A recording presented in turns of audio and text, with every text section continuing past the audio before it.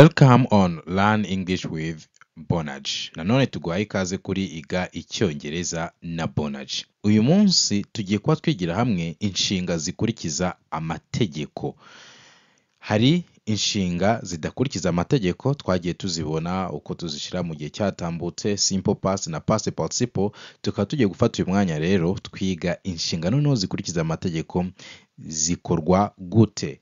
Rero icyo nshaka ko wibuka nuko simple past ni igihe cyatambutse, ari nariyo past tense, ni igihe cyatambutse, ariko ku nshinga zikurikiza amategeko iyo simple past cyangwa se past tense na niyo past participle. Ujye ubyibuka, niyo past participle ntabwo ihinduka. Tuba dufite amategeko makeya tugiye kuba turebera hamwe ugomba kujya ukurikiza ugahita umenya inshinga zose zo ku isi uko zingana kose, uko bazishyira mu gihe cyatambutse cyangwa se muri simple past.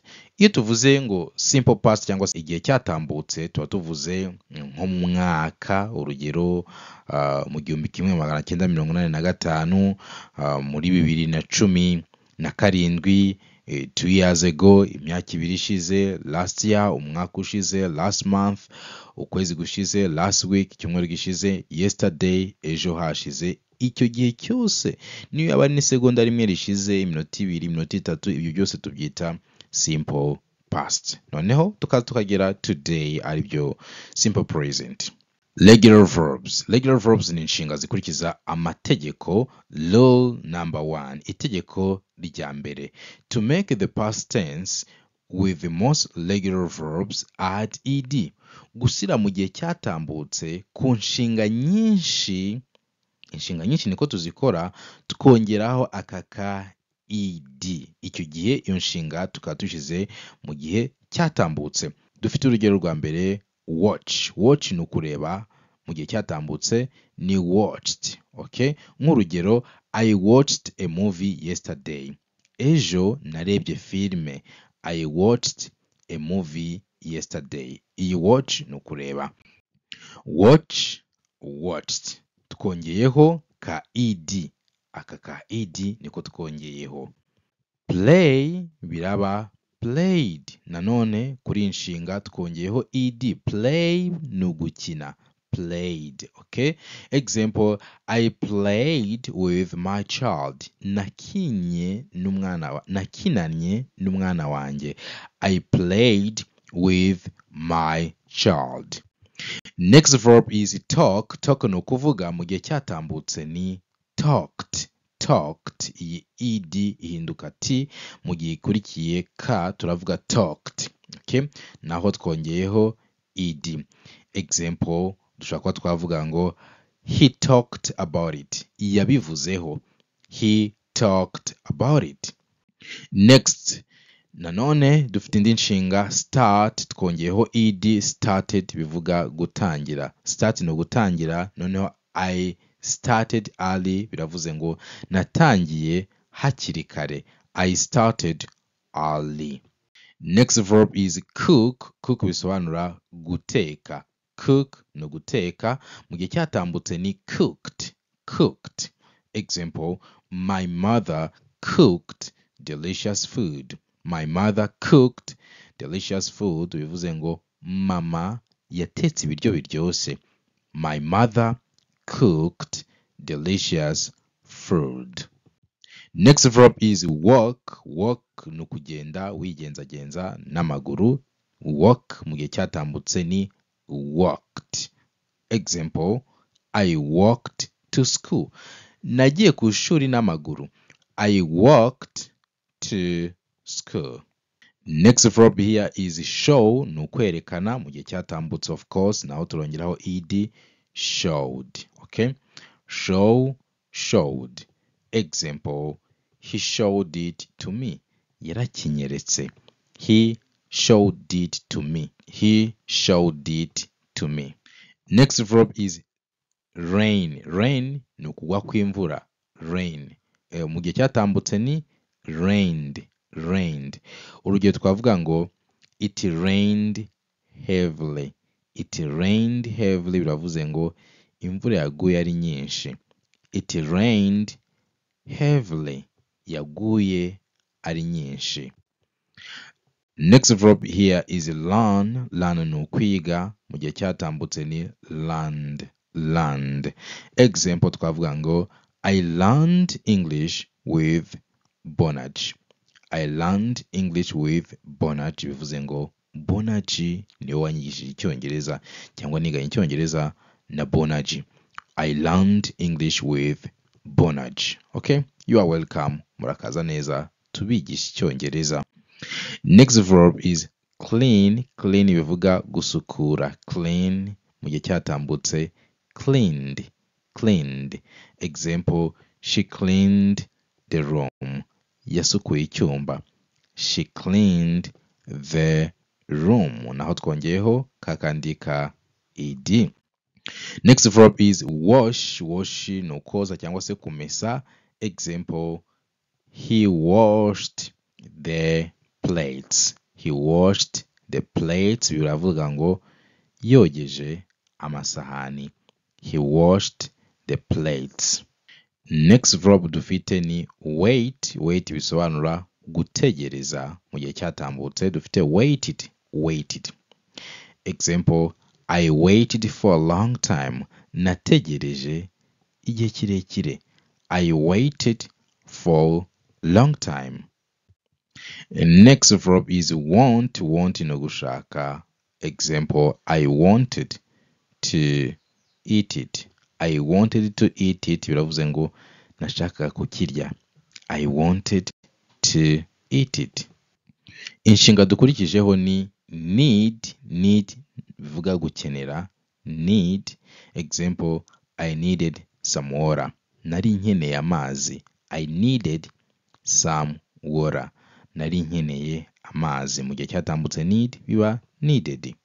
End bivuga gusoza. End. Mu gihe cyatambutse ended. Urugero, the movie ended well. Filme yarangiye neza. The movie ended well. Tugeze kuri law number 2. Regular verbs, inshinga zikurikiza amategeko. Law number 2. Itegeko rya kabiri. If a regular verb ends in e, just add d. Mu gihe inshinga ikurikiza amategeko isozwa na e, ku musozo w'iyo nshinga hariho e, kwishyira muri simple past cyangwa se kwishyira mu gihe cyatambutse twongeraho ka d gusa. Urugero, like inshinga irangizwa na e, birahita biba liked. Like no gukunda. Liked. Example, I liked it very much. Naragikundaga cyane. I liked it very much. Next verb is close. Close no gufunga. Closed. Example, they closed early. Bafunze hakiri kare. They closed early. Kimwe mu bintu byagufasha kuvuga icyongereza ndetse bitakugoye ni ukumenya interuro zitandukanye zikoreshwa mu buzima busanzwe. Iki gitabo kirimo interuro 5,000 zisobanuye mu Kinyarwanda, hakabamo n'ibibazo ndetse n'ibisubizo by'ibyo bibazo, ku buryo mu gihe umuntu akubajije ikibazo ushobora kuba wasubiza nta kibazo, cyangwa se mu gihe ukeneye kuba wabaza ushobora kuba wabaza icyo ushaka kubaza. Ikindi harimo interuro ku ngingo zigiye zitandukanye, ku buryo kugira iki gitabo byagufasha mu cyongereza cyawe cyo kuvuga. Niba mu gihe uri kuvuga amagambo akubana makeya, this is a book for you. Iki ni igitabo cyagufasha. Iki gitabo kigambiriye kuzamura inyunguramagambo zawe z'icyongereza. Harimo amagambo asobanuye English and Kinyarwanda Dictionary, inkoranyamagambo y'icyongereza ndetse n'ikinyarwanda. Rero niba ushaka kuzamura urwego rwawe rw'inyunguramagambo, this is a book that you need. More than 200 pages. Pages zirenga 200 z'amagambo y'icyongereza asobanuye mu Kinyarwanda. This book can help you to improve your vocabulary. Iki gitabo cyagufasha kongera inyunguramagambo zawe. Igihe cyose turi gusobanura ibikorwa dukenera gukoresha inshinga. Okay? Iki gitabo kirimo regular verbs, inshinga zikurikiza amategeko, irregular verbs, inshinga zidakurikiza amategeko. Kuri buri nshinga tukaguha urugero, okay, ku buryo uramenya inshinga ukaba ushobora no kuba wayikoresha. Ikindi nanone harimo ibihe 12, ibihe 12 by'icyongereza bisobanuye ku buryo mu gihe umaze gusoma iki gitabo uba ushobora kuba wakoresha inshinga nta kibazo. Inshinga nicyo gice cy'ingenzi mu nteruro kuko aba ari nk'umutima w'interuro. Rero mu gihe ugiye gusobanura ibikorwa ukora, ibikorwa uzakora, ibikorwa uri gukora, icyo gihe uzakenera iki gitabo kugira ngo kibe cyagufasha ukemura ibyo. If you want to work on your spoken English, niba ushaka kuzamura icyongereza cyawe cyo kuvuga, this is a dialogue book. Iki ni igitabo kirimo ibiganiro by'icyongereza ndetse bisobanuye mu kinyarwanda, ndetse harimo na irregular verbs, harimo phrasal verbs. This is a book that you need if your purpose is only speaking. Niba kumva icyongereza ubasha ko wacyumva, ariko kuvuga wajya kuvuga interuro ugiye gukoresha kumva ntabwo ziri kuza neza, ufashe igitabo ukagisoma rimwe, inshuro ebyiri, ukabirangiza, ukakinyuramo, ukakirangiza, ukongera ukagisubiramo. Icyo gihe you can speak English with this book. Ni ugufata igitabo ukagisoma, warangiza kugisoma ukihatira no kumva icyongereza cyane. Ibyo bikoze, you are good to go. Biba birangiye, icyongereza watangira kukivuga ndetse nta kibazo. And finally, this is a book, kana gatabo gatoya gahuriza hamwe ibikomoka muri bya bitabo byose nagiye nkwereka, akaba kanagura make ibihumbi 18. Rero nako ugakeneye, we can help you to get it, kuko hari abagenda batubwira yuko bakeneye ibitabo by'amafaranga makeya. We prepared this book for you. So if you need either one of our books, waduvugisha kuri 082931112 cyangwa se 082803427.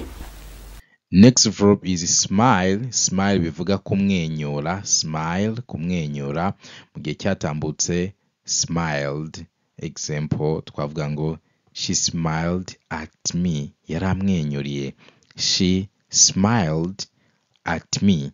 Yaramwenyuriye. Twongeyeho D. Next verb here is type. Type no kwandikisha machine cyangwa se kwandikisha telefone, nibyo twita type. Example, type this letter. Uru rwandiko rwandike. Type this later. Next verb here is race. Race no kurushanwa, mu kwirukanka, abantu bakiruka bari kurushanwa, that is race. Example, we raced very well. Twarushanyijwe neza, nyine uburyo twirukanse twabikoze neza. We raced very well. Next verb here is care. Care mu gihe cyatambutse ni cared. Care no kwita ku kintu. Example, they cared so much. Bari bitayeho cyane. They cared so much. Ushatse bavuga ngo they cared so much about us. Batwitayeho cyane. Example, twavuga ngo they cared so much. Rwose babyitayeho cyane. Next verb here is bake. Bake bivuga guteka, mu gihe cyatambutse ni baked. Bake, baked. Example, she baked a cake. Yatetse cake. Ni uguteka ariko dutekesheje umwuka, nibyo twita bake. Nko guteka imigati, amabiswi, ibintu nk'ibyo, that is bake. Inshinga dukurikijeho ni escape. Escape bikaba bivuga gutoroka. Escape. Example, a prisoner escaped last month. A prisoner escaped last month. Imfungwa yaratorotse mu kwezi gushize. A prisoner escaped last month. Tugeze kuri law number 3. Tumaze kureba amategeko abiri. Irya mbere twabonye yuko iyo inshinga tugiye gushyira muri simple past cyangwa mu gihe cyatambutse twongeraho ed. Itegeko dukurikijeho tubonye yuko igihe inshinga irangizwa na e twongeraho d gusa. Itegeko rya gatatu. Itegeko rya gatatu ryo rivuga yuko iyo ufite inshinga irangizwa na y cyangwa se y cyangwa se mu kinyarwanda ya, iyo ya ikaba ikurikiye ingombajwi. Ingombajwi ni ma, ba, da, izo ni ingombajwi. Inyajwi ni eshanu a, e, i, u, o, izo ni inyajwi. Noneho iyo iyi y cyangwa se iyi ya ikurikiye ingombajwi cyangwa se iyo twita consonant, ya y ihinduka ied. Niyo mpamvu hano tuvuga Clyde mu gihe cyatambutse. Clyde. Urugero, she cried a lot. Yararize cyane. She cried a lot. Yararize cyane. Next verb is fly. Fly bivuga gukaranga. Fry mu gihe cyatambutse ni fried. Example twavuga ngo they fried omelette. Bakaranze umureti. They fried omelette. Next verb is try. Mu gihe cyatambutse ni tried. Try ni ukugerageza. Urugero twavuga ngo we tried our best. Twagerageje byose dushoboye. We tried our best. Inshinga hano ikurikiraho ni carry. Carry ni nko gutwara. Mu gihe cyatambutse carried. Carry. Urugero, he carried a heavy load. Yatwaye umutwaro uremereye. He carried a heavy load. Inshinga ikurikiyeho ni study. Study bivuga kwiga. Mu gihe cyatambutse biraba studied. Example, I studied Chinese. Nize Igishinwa. I studied Chinese. Married. Y nayo hindutse ied. Marry. Example, she married him yesterday. She married him yesterday. Yashyingiranywe nawe mu cyumweru gishize. She married him yesterday. Worry ni uguhangayika. Mu gihe cyatambutse ni worried. Worried. Urugero twavuga ngo we worried about you. We worried about you bivuze ngo twarabahangayikiye. You looked worried bivuze ngo wasaga n'uhangayitse. You looked worried.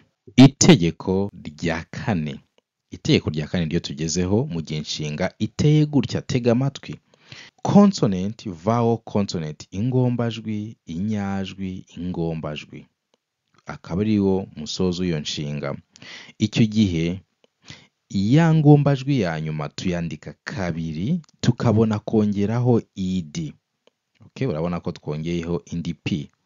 Inshinga iteye gutya: consonant, vowel, consonant. Icyo gihe ingombajwi ya nyuma tuyandika kabiri tukongeraho ed, cyangwa se tukavuga ngo igihe mu nshinga dufitemo single vowel, dufitemo inyajwi imwe, iyi ariyo nyajwi, icyo gihe tuyandika kabiri ya ngombajwi ya nyuma tukabona kongeraho ed. Urugero, stopped. Stop no guhagarara. Okay, example, they stopped me.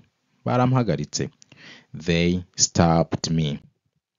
Plan no gutegura. Planned. Example, we planned everything well. We planned everything well. Twateguye buri kimwe neza. We planned everything well. Hope no gutaragurika. Hope mu gihe cyatambutse hopped. Example, I saw a rabbit and it hopped. Nabonye urukwavu ndetse rwari ruri gutaragurika. I saw a rabbit and it hopped. Cyangwa se narubonye ruhita rutaragurika. I saw a rabbit and it hopped. Clap byo bivuga gukoma mu mashyi. Clap mu gihe cyatambutse ni clapped. Example, the cloud clapped. The cloud clapped biravuze ngo imbaga yakomye mu mashyi. The cloud clapped. Jog ni ukwirukanka ukora nk'udusiporo, nibyo twita jog. Mu gihe cyatambutse jogged. Example, Melinda jogged every morning.